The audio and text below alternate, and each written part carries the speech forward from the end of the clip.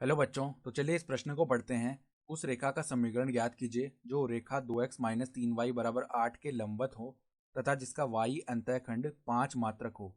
तो यहाँ पर देखो, हमें बताया गया है कि हमें उस रेखा का समीकरण ज्ञात करना है जो 2x माइनस 3y बराबर 8 के तो लंबवत हो और जिसका y अंतःखंड 5 मात्रक हो। तो देखो, प्रश्न में आगे बढ़ने से पहले इस प्रश्न से संबंधित जो मुख्य अवधारणा है उसकी हम चर्चा कर लेते हैं। तो मुख्य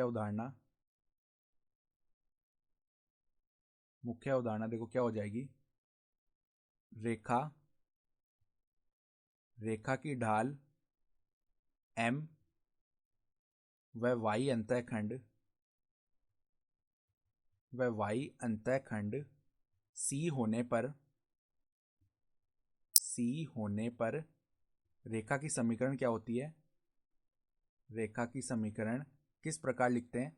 यदि किसी रेखा की ढाल m हो और उसका जो y अंतःखंड है वो c हो तो उसकी समीकरण क्या होती है, y बराबर mx प्लस c।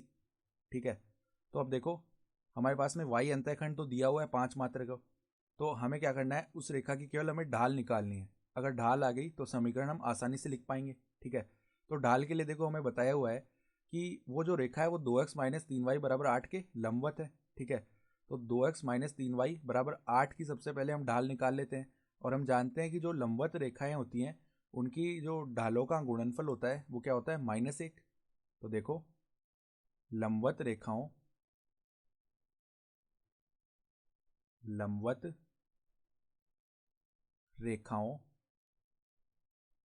की ढालों या प्रवणताओं का गुणनफल -1 होता है। ठीक है, तो अगर हम 2x माइनस 3y बराबर 8 की प्रवणता लिखें तो वो क्या आ जाएगी। देखो, रेखा रेखा 2x माइनस 3y बराबर 8 की प्रवणता लिखें तो प्रवणता होती क्या है, माइनस में x का गुणांक बट्टा में y का गुणांक। तो माइनस में देखो x का गुणांक कितना है 2, बट्टा में देखो y का गुणांक कितना है -3। तो प्रवणता क्या आ जाएगी 2/3।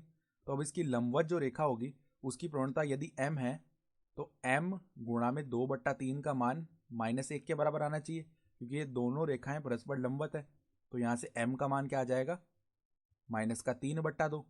तो अब देखो, जो हमें रेखा की समीकरण याद करनी है उसकी प्रवणता आ गई -3/2 और उसका y अंतःखंड तो सवाल में ही दिया हुआ है 5 मात्रक, तो उसकी समीकरण निकाल सकते हैं हम। तो देखो, अभिष्ट रेखा की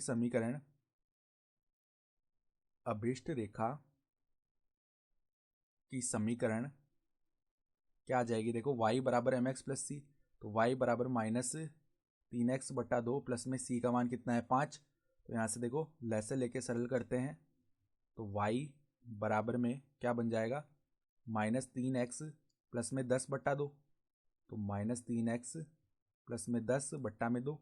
तो ये क्या बन जाएगा, 2y बराबर में -3x प्लस में 10। अर्थात जो अभिष्ट समीकरण है वो क्या आ गई, 2y प्लस में 3x -10 बराबर में 0। यह आ जाएगी अभिष्ट रेखा की समीकरण। ठीक है, और हमारा जो उत्तर है वो हो जाएगा 2y प्लस 3x -10 बराबर 0। तो आशा करता हूँ कि आपको यह प्रश्न समझ में आया होगा। धन्यवाद।